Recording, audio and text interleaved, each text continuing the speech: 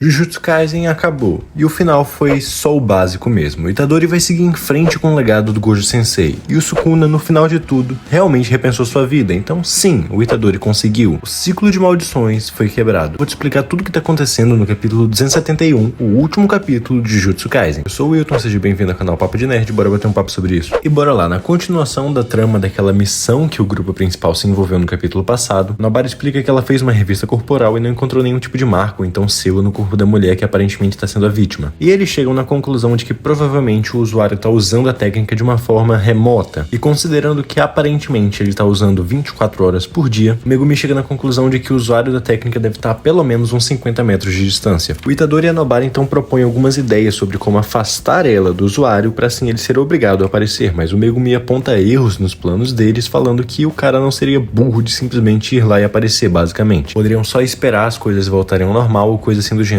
Então, enquanto Yuji e a Nobara começam a achar que o Megumi está questionando a inteligência deles, ele fala o próprio plano, que é um pouco parecido, porém um pouco mais elaborado. Ele fala para eles usarem um prédio de 40 andares que tem ali por perto, e com isso a altura seria o suficiente para sair do alcance da técnica. O Idit levantaria uma cortina para verificar a entrada e saída de pessoas, e eles iam procurar por um bom local para poder observar as pessoas que estão lá por perto, e assim conseguir observar o momento da reativação da técnica. E quando o casal está subindo no elevador, realmente a técnica para de funcionar, e logo depois é reativada. O plano deu certo e naquele momento a Nobara encontra o perseguidor. Ela avança na direção dele junto do Itadori, que rapidamente chega lá, porém os dois se distraem com a visão distorcida que eles têm do rosto um do outro, justamente por conta da técnica do cara que eles estão perseguindo. Mas enquanto ele foge dos dois, o Cão Divino Totalidade aparece e mobiliza ele, porque o Fushiguro resolveu a situação. E no final das contas, basicamente ele era um antigo cliente da vítima que estava incomodado porque ela não se lembrava dele e acabou desenvolvendo um rancor. Quando o cara tá sendo mandado embora, o Itadori decide ir lá conversar com ele e diz pra ele não ficar daquele jeito, não é como se ele fosse ser executado, mas o cara pergunta o que eles vão fazer com ele e diz que ele já passou da idade de saber se comunicar, mas ele tentou colocar toda a culpa na mulher. Nesse momento então o Itadori se lembra de uma conversa dele com o Gojo durante um treinamento. O Itadori explica que ele achava que após fazer o treino de substituição com o Kusakabe, ele faria com o Gojo. O Gojo fala que até que não teria problema, mas então ele pergunta se todo mundo não já teve o bastante de Satoru Gojo e diz que ele quer que o Yuji pense um pouco além disso. Ele continua dizendo que é claro que ele quer que o Itadori siga com o sonho dele caso algo aconteça com ele, mas se aquele for o momento em que ele vai pular fora, isso significa que eventualmente os alunos vão crescer além do ponto até onde ele cresceu. E ele fala que ele acha que pelo menos um dos alunos deveria esquecer dele e desenvolver uma força diferente da que ele mesmo desenvolveu. Nesse momento o Itadori estranha e fala que o Gojo tá agindo fora de personagem, pergunta se ele tá tímido ou algo assim do gênero. O Gojo ri e fala que o Itadori realmente é só uma criança, e diz que isso que o Itadori tá mostrando é uma confiança que ele nunca teve antes, e fala que ele espera grandes coisas do Yuji. E essa cena foi incrível. Eu tenho dois comentários aqui pra fazer. O primeiro é que o Gojo praticamente admite que ele sabia que iria morrer, ou ao menos ele sabia que era possível que ele morresse. Muitas pessoas ainda acreditam que o Gojo foi pra aquela luta com o Sukuna tendo certeza absoluta que iria ganhar, mas a gente já viu em alguns momentos, e esse reforça ainda mais que não, ele não tinha certeza. Além disso, o que o Gojo fala sobre os alunos é realmente incrível. Quando a gente para pra pensar, a obra inteira sempre usou Satoru Gojo de ponto de comparação. Mesmo quando o Gojo não estava presente, mesmo quando ele estava selado, mesmo depois de morto, as coisas giravam em torno do Gojo. O Gojo era o parâmetro de comparação. Sempre que algo iria receber um destaque, a comparação era com o Gojo. Todos buscavam ter a força dele. O Yuta usou a técnica do Kenjaku para conseguir usar o poder do Gojo. Treinos de substituição com o Gojo para fortalecer o Yuta. O Itadori também queria fazer isso. E assim vai. Basicamente, esse tempo todo as coisas giraram em torno do Gojo, mas ele sabe que as coisas não podem ser assim. E aqui ele confirma isso dizendo que ele espera que pelo menos um dos alunos esqueça ele e desenvolva uma força diferente da dele, justamente porque o importante é ser diferente, não necessariamente maior. Se todos os alunos simplesmente buscassem ser cópias do Gojo ou algo assim do gênero, não seria muito diferente de simplesmente o Gojo sozinho mandar em tudo por ser o mais forte. Mas em vez disso, o que ele quer é que os alunos encontrem o próprio caminho. Isso daqui pra mim foi incrível. E meus amigos, essa foi a última cena de Satoru Gojo em Jujutsu Kaisen. E depois desse breve flashback, a gente vê o Itadori falando que o cara reconheceu o erro dele, é isso que importa. Ele vai tomar um tempo para refletir e depois ele pode voltar para ajudar eles na próxima missão. E assim como o Gojo falou para ele, o Itadori sorri e diz que espera grandes coisas dele, mostrando o impacto que ele causou no Itadori e que vai seguir com o legado dele. Mas então depois disso, a Nobara pergunta pro Yuji o que ele fez com o dedo do Sukuna, e o Itadori responde que jogou jogou fora, o Megumi se incomoda, mas o Itadori fala pra não se preocupar. Aquilo não é mais perigoso e vai fazer um talismã perfeito. Itadori olha para os seus dedos perdidos como se lembrando de tudo que aconteceu, mas então levanta a cabeça com expectativas pro futuro. Então a gente vê uma conversa do Mahito com o Sukuna. O Mahito explica pro Sukuna que a técnica dele mexe com as almas e aquilo que tá acontecendo agora pode ser considerado um tipo de vestígio dos efeitos dela. E ele fala pro Sukuna ser bem-vindo ao caminho que as almas seguem durante o ciclo, o que reforça a ideia de reencarnação em Jujutsu Kaisen. E o Mahito também explica que ele queria perguntar algo pro Sukuna e pergunta se o Sukuna não estava mentindo para ele mesmo e para todos os outros, e afirma que o Sukuna não estava vivendo de acordo com a própria grandeza como ele mesmo afirmava. Então o Mahito afirma que na verdade o Sukuna queria vingança contra aqueles que ressentiram e perseguiram aquela criança indesejada e amaldiçoada. O Sukuna responde perguntando qual é a diferença e diz que ele viveu da única maneira que ele conseguia, ou seja, confirmando o que o Mahito falou. Então, apesar de que sim, o Sukuna era mau, ele realmente tinha ao menos um motivo. Como ele já tinha dito, ele foi uma criança indesejada, e como é confirmado aqui, ele foi perseguido e foi tratado realmente como uma aberração em algum momento da sua vida, e o que ele queria era basicamente vingança. Ele queria jogar de volta todo o ódio que foi jogado nele. Mas então Sukuna se corrige dizendo que na verdade ele poderia ter trilhado caminhos diferentes, 2 caminhos para ser mais preciso. Então nós vemos quem aparentemente é a Uraume e uma mulher de cabelos negros, que talvez seja a Yorozu, porém não dá para definir muito bem isso. Mas então Sukuna continua dizendo que ainda assim ele não pôde evitar de simplesmente cuspir fora as maldições que se reviravam dentro das vísceras dele, e ele temia que a própria maldição fosse acabar matando ele em um sacrifício. Essa linha de diálogo aqui não foi muito direta, mas a gente pode interpretar algumas coisas. Em primeiro lugar, sobre a questão de cuspir fora as maldições que estavam nas vísceras dele, o que eu interpretei foi que Sukuna foi uma criança muito amaldiçoada, muito perseguida, muito odiada, e ele sentiu a necessidade de cuspir aquilo de volta. E o medo de que a própria maldição iria tornar ele um sacrifício, basicamente seria a maldição que envolve ele superar o que ele mesmo é, engolir ele, a ponto de ele mesmo não ser relevante em comparação com aquilo. Ou seja, a essência dele se tornaria apenas um sacrifício para aquela maldição crescer. Ele tinha medo disso, então precisava reafirmar a própria grandeza, cuspindo maldições em todos os outros e provocando todo aquele caos. Mas então ele fala que caso haja uma próxima vez, talvez seja bom escolher um caminho diferente. O Mahito se irrita e fala que isso é entediante e começa a xingar o Sukuna dizendo que ele ficou mole. Nisso o Sukuna responde dizendo: é óbvio, eu perdi afinal de contas. E nós vemos o Mahito se perder na escuridão, por assim dizer, se perguntando se então ele é o único que vai ficar daquela forma, ressentido, magoado. E isso aqui é extremamente interessante, porque como eu falei, o Itadori conseguiu. Ele quebrou o ciclo de maldições. O Sukuna percebeu que tinha outro caminho e ele decidiu que, voltando, ele vai tentar trilhar o outro caminho. Ou seja, o Itadori conseguiu trazer à tona o humano dentro do Sukuna, mesmo que seja só na sua próxima encarnação. Nisso, o único que realmente ficou preso nesse ciclo de maldições, onde tudo gira em torno de amaldiçoar os outros e trazer mais caos e problemas, foi o próprio Mahito, o único espírito amaldiçoado na conversa. Ou seja, os humanos conseguem e conseguiram ir além e deixar esse ciclo de maldições para trás, fazendo todo esse ódio simplesmente se perder na escuridão, como aconteceu com o Mahito. Para mim, essa foi uma forma muito interessante de representar o final desse ciclo de maldições que foi a obra de Jujutsu Kaisen. Então nós temos uma página mostrando alguns dos alunos, como a Maki, o Yuta, o Panda, o Inumaki, o Hakari, a Kirara, a Nobara, o Megumi e o Itadori, todos seguindo seus caminhos. Na última página, o dedo do Sukuna, que foi transformado em um talismã, como o Itadori falou, agora inofensivo. A última página de Jujutsu Kaisen, e a obra encerrou, finalizando o que começou ela, a questão toda dos dedos do Sukuna. Agora alguns comentários. Tem muita polêmica na internet, muitas pessoas dizendo que esse final foi absolutamente horrível. Se vocês quiserem, eu ainda posso trazer um vídeo inteiro falando sobre esse arco final e todas as coisas boas ou então as coisas ruins, mas de uma forma geral sobre essa conclusão da série em específico, pra mim ela foi ok. O Akutami só fez o básico. Ao mesmo tempo que eu achei alguns pontos desse arco final